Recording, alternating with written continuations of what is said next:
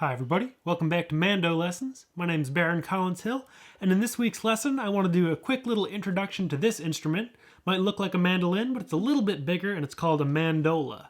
If you're interested in the octave mandolin, I did a lesson recently on that, introducing that instrument, but the mandola is a little different between the octave mandolin and the regular mandolin. It's sort of in between pitches. It's tuned C, G, D, A, and it comes with its own unique set of strengths, but also some things you have to keep in mind. So let's jump into what they are and how to play the instrument. If you're interested in more regular mandolin lessons, I've got loads of those over at mandolessons.com, and I put out new lessons every single week here on YouTube. All my lessons are always free. That said, if you're interested, there's a couple ways to donate, links in the description, and you can become a Patreon member, where you'll get access to lessons one day early, free play-along track downloads, and access to the once-a-month patron-only live stream Q&A. So, the mandola is tuned C, G, D, A. If you play what you would think of as a G chord on a mandolin, you don't get a G chord anymore, you get a C chord. And if you play a C chord on a mandola, and it's not going to come out like a C chord on a mandolin, it's going to come out F. So we have C, F, and then your D chord becomes a G, and you go back to your G chord, which is a C. So there's a little bit of transposing that you need to do if you're coming from a mandolin or an octave mandolin or a fiddle, violin, things like that. Especially in traditional music, you're really only going to be playing in a couple different keys, so I sort of use a quick little kind of guide that I have stored up in my head, but you can also write it down if it's a new concept to you. So if someone's playing in the key of G, you're going to be needing to play in what you would think of on a mandolin as the key of D on a mandola. So if you play a D chord and a G chord and an A chord on a mandola, as if it were a mandolin, you get G, C, and D.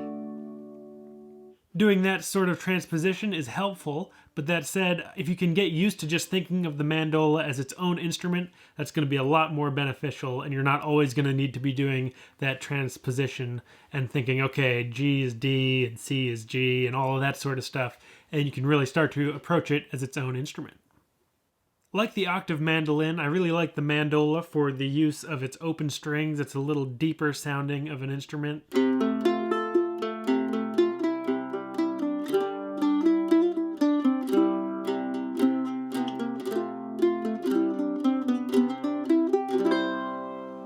Doesn't quite have the same punch as a mandolin, and it's not quite as deep as an octave mandolin, but it kind of rides in that middle ground pretty nicely. If you're interested in playing tunes on the mandola, you can think of it as having a G, D, and A, just like a mandolin, but it doesn't have that E string. So any tunes that go up onto the E string, you're either going to have to shift up on the neck and start playing higher on your highest string, which is an A string on the mandola, or what you're going to need to do is start bringing tunes down an octave and playing them lower on the instrument. A lot of Irish tunes and old-time tunes and fiddle tunes in general actually have a D as their lowest note. That kind of goes back to the Irish traditional musics of flute and pipes, where the lowest note that they can play is a D. And luckily on the mandola, you have a D on the second fret of your C string, your lowest string, and you can sort of use that as your lowest note. So you could take a tune like Angeline the Baker and play it down an octave. So if it's usually in the key of D, you're going to be thinking out of A shapes, and it's going to sound a little bit like this.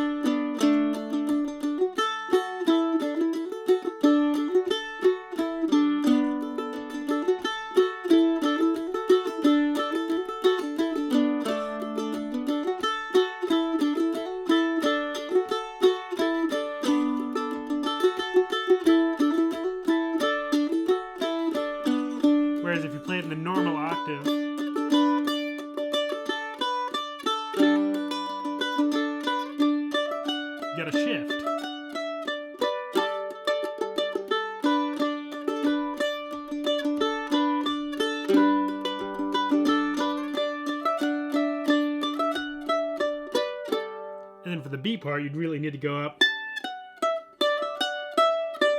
which is even higher still. So that's a tune that you might benefit from trying down the octave.